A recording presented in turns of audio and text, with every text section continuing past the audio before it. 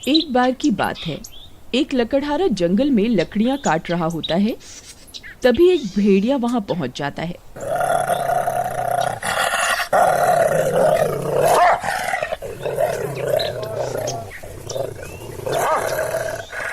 वह लकड़हारा उस भेड़िए को देखकर बहुत डर जाता है। अरे मर गए रे, ये कमबख्त भेड़िया कहाँ से आ गया? अब क्या करूं? ये तो मुझे कच्चा ही खा जाएगा। अरे भेड़िए, चल भाग यहाँ से, भाग।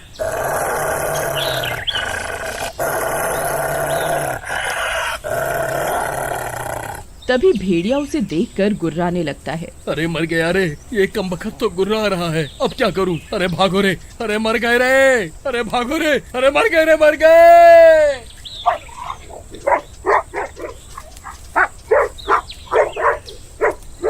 फिर वह भागने लगता है। तभी वह भेड़िया भी उसका पीछा करता है। फिर जेठालाल भागते भागते जमीन पर गिर जाता है। अरे मर गया रे, हाय रे, मेरी तो टांग ही टूट गई। तभी वह भेड़िया भी वहाँ पहुँच जाता है और जेठालाल की टांग पर काट लेता है। अरे मर गया रे, हाय रे। अरे भेड़िए, तेरा नाश मिटे, मेरी टांग ही खा गया। हाय रे, हाय।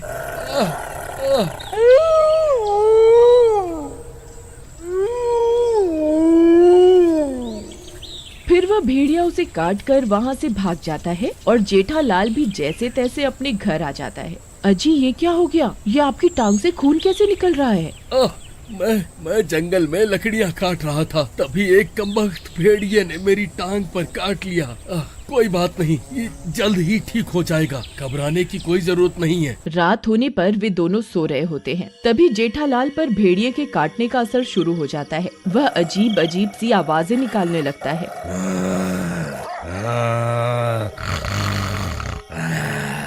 ये आवाजें सुनकर उसकी पत्नी डर जाती है। अरे नास मिटे, ये कैसी कैसी आवाजें निकाल रहा है? चुपचाप सो जा, नहीं मेरी नींद खराब मत कर, नहीं तो सुबह खाना नहीं बनाऊंगी। तभी जेठालाल आधा भेड़िया बन जाता है।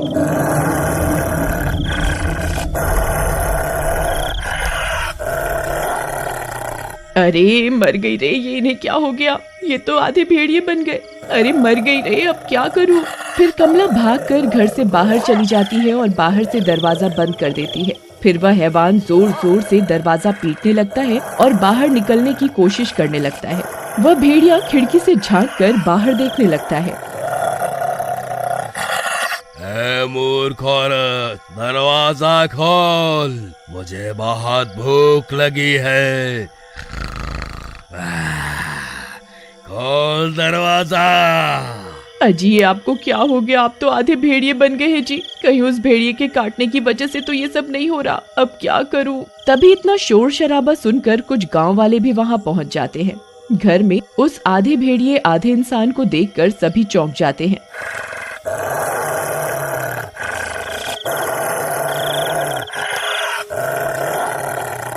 अरे बाप रे, ये क्या है भाई? ये कौन सी जाति का जानवर पाल रखा है कमला बहन तुमने?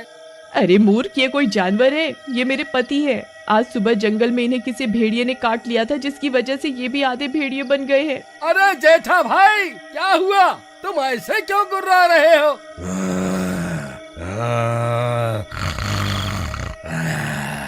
जरा शांति से बैठ जाओ भाई, सब ठीक हो जाएगा। तभी वह गुर्राने लगता है। मूर्ख गाँव वालों, मुझे एक बार घर से बाहर निकलने दो, फिर देखो मैं तुम्हारी क्या हालत करूँगा।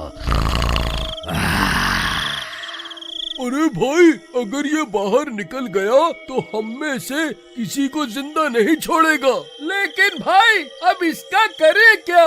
भाई, जब तक हमें इसे ठीक करने का उपाय नहीं मिल जाता है, इसे यहीं कैद करके रखना होगा। फिर सब गांव वाले रात भर उस घर के बाहर हाथों में मशाल लेकर पहरा देने लगते हैं।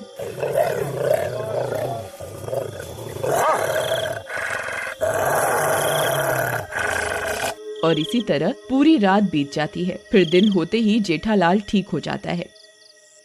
अजी, आपको कुछ याद भी है? कल रात को आप आधे भेड़िए बन गए थे। तुम ये क्या कह रही हो भगवान? ये कैसे हो सकता है? मैं ठीक कह रही हूँ जी। आप रात होते ही भेड़िया बन गए थे। आपके गुर्राने की आवाज सुनकर गांव के सब लोग घर के बाहर इकट्ठे हो गए थे। ये सब सुनकर जेठालाल हैरान परेशान हो जाता है। फिर रात होते ही अजी मुझे आपको रस्सी से बांधना ही होगा। अगर आप कल की तरह फिर से भेड़िए बन गए तो मेरी शामत आ जाएगी। अरे तुम्हारा दिमाग खराब तो नहीं हो गया? मैं कोई जंगली जानवर थोड़े ना हूँ जो मुझे घर पर बांध कर रखना चाहती हो। मैं तुम्हें अपने आप को बांधने नहीं देने वाला। अजी नहीं नहीं, ये आप क्या कह रहे हैं? सुनिए जी, वैसे ही रात हो चुकी है, आप किसी भी वक्त भेड़िए बन जाएंगे। कृपा करके मेरी बात सुन लीजिए। अरे चल हट, बड़ी आई मुझे बांधने वाली। तभी कुछ गांव वाले भी वहां पहुंच जाते हैं। मारो मारो, आज इस भेड़िए को नहीं छोड़ना है, आज इसे जान से मार कर ही रहेंगे। अरे मर गए रे, इस कमबख्त ने तो सारे गांव वालों को मेरी जान लेने के लिए बुला रखा है।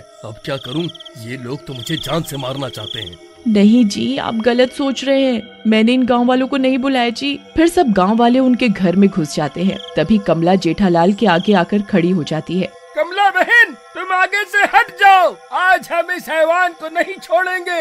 अगर ये हैवान बन गया तो हम सबकी शामत आ जाएगी। नहीं नहीं, मैं ऐसा तुम्हें कुछ नहीं करने दूंगी। खबरदार किसी ने आगे आने की कोशिश भी की तो। सुनिए जी, आप यहाँ से भाग जाइए, नहीं तो ये सब गांव वाले आपको जान से मार देंगे। फिर जेठालाल वहाँ से भागने लगता है।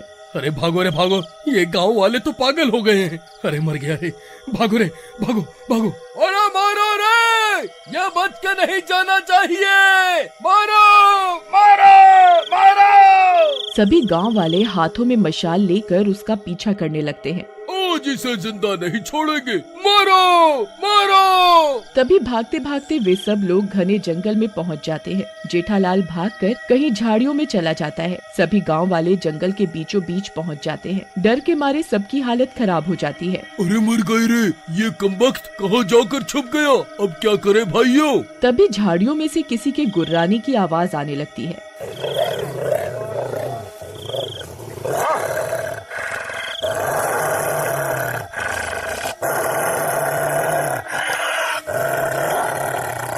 सभी गांव वाले डर जाते हैं। तभी जेठालाल सामने आ जाता है। वह अब हैवान बन चुका होता है। अरे मर गए रे, ये नास मीठा तो हैवान बन गया रे। अरे भाइयों, जल्दी से यहाँ से भागो, नहीं तो आज कोई नहीं बचेगा। अरे भागो रे, सब अपनी अपनी जान बचाकर भागो रे। फिर सभी गांव वाले वहाँ से भागने लगते हैं। अरे भागो रे, ये तो आदमखोर बन गया है। ये कमबख्त तो हमारे खून का प्यासा बन गया है।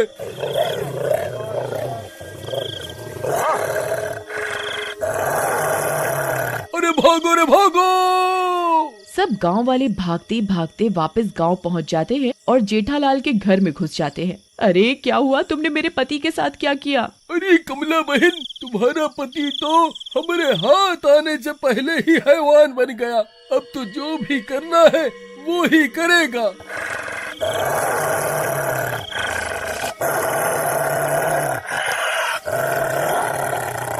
तभी वह हैवान भी उनका पीछा करता हुआ वहाँ पहुँच जाता है।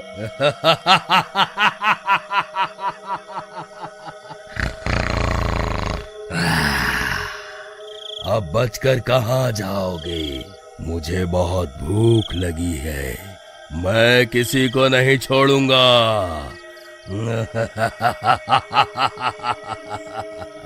अजी रुक जाइए, ऐसा मत कीजिए। देखिए ना, इस तस्वीर को देखिए, मैं आपकी पत्नी हूँ और आप मेरे पति हैं। आपको कुछ भी याद नहीं है क्या? फिर उस तस्वीर को देखकर वह हैवान कुछ पल के लिए वहीं रुक जाता है। तभी वहाँ एक महामुनि पहुँच जाते हैं और उस हैवान के गले में एक माला डाल देते हैं। जैसे ही माला उसके गले में पड़ती है, जेठालाल के ऊपर से उस हैवान का साया हटने लगता है और देखते ही देखते वह ठीक हो जाता है।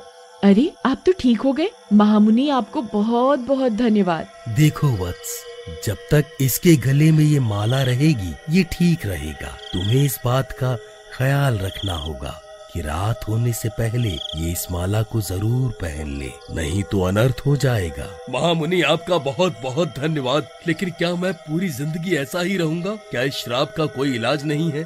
देखो वत्स, जब तक मैं श्राप को काटने का कोई रास्ता नहीं ढूंढ लेता तब तक तुम इस माला को अपने साथ ही रखना। मैं जल्द ही कोई उपाय ढूंढता हूँ। इतना बोलकर वह महामुनि और सभी गांव वाले वहाँ से चले जाते हैं। फिर कुछ दिनों के बाद एक चोर उनके घर की खिड़की से झांकने लगता है। उस माला को देखकर उस चोर की आंखें फटी की फटी रह जाती हैं। अरे वाह वाह, ये तो बहुत कीमती माला लगती है। आज तो मजा ही आ गया। वाह वाह वाह।